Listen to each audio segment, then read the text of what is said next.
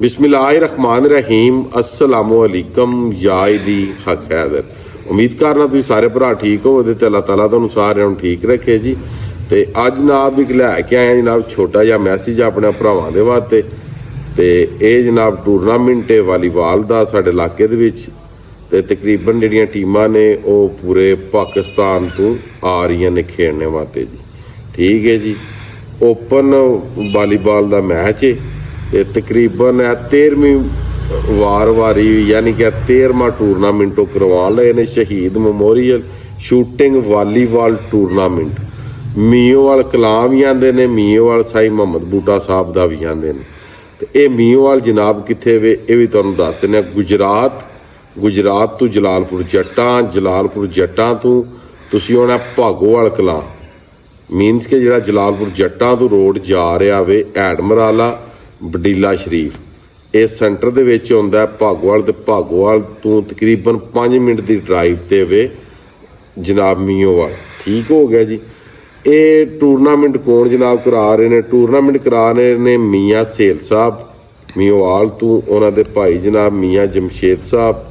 उस तो बाद जिन्होंने मैनू खास ना वीडियो का आख्या मेरे पिंड मोजो की दे चौधरी फैसल साहब। ठीक है जी, मोजो की शहीदां दे ने। ठीक है, ये उन्होंने कज़न ही लगते हैं, रिलेटिव्स ने उन्होंने। तो मैनू इन्हें आख्या कि शाह साहब तुसी ना वीडियो बनानी। मैं जनाब ठीक हो गया, वीडियो भी बनेगी चढ़े की भी। तो इंशाअल्लाह ताला टूरनामेंट भी वेखण जावांगे जनाब मीओवाल। ठीक हो गया। टूरनामेंट कदों है, किहड़ी डेट नूं? 26 फरवरी बरोज़ बुध इंशाअल्लाह दिन 12 बजे। 26 फरवरी बरोज़ बुध 2025 12 बजे। ठीक हो गया जी।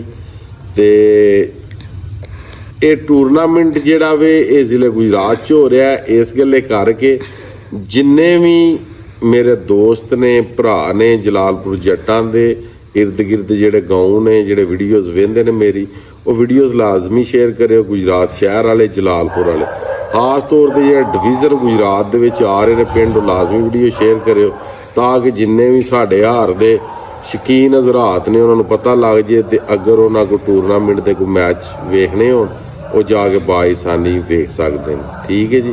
तो जिहड़ा पोस्टर है वो पिछे भी तुसां वेख्या कि मैं लाए सी, तो मजीद वीडियो के अगे भी मैं पोस्टर ला देना। तो जी अज की वीडियो तो अज का व्लॉग करने खत्म। मैनू दिओ इजाजत। नैक्सट वीडियो तक ज़्यादा अपना ख्याल रखियो, अपनी खास दुआवां दे विच मैनू याद रखियो। तो इंशाअल्लाह मिलने जी किसी नैक्सट वीडियो के नाल। अल्लाह हाफिज़, फी अमान अल्लाह जी।